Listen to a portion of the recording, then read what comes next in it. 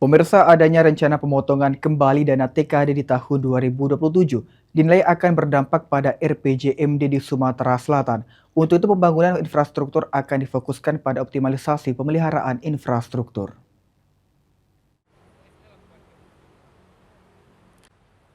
Pemerintah pusat kembali berencana memotong dana transfer ke daerah atau TKD tahun 2027.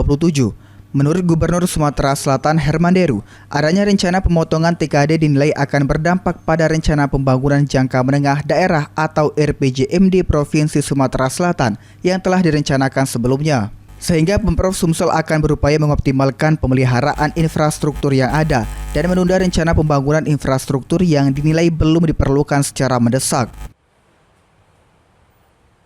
Sekarang ini kita optimalkan di pemeliharaan.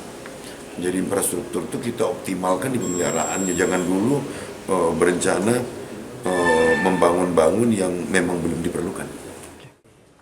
Sementara itu, Sekda Sumsel Edward Chandra mengatakan adanya pemotongan TKD, Pemprov Sumsel akan menyesuaikan kualitas belanja daerah dan tetap mengutamakan tingkat pelayanan kepada masyarakat agar tidak terganggu.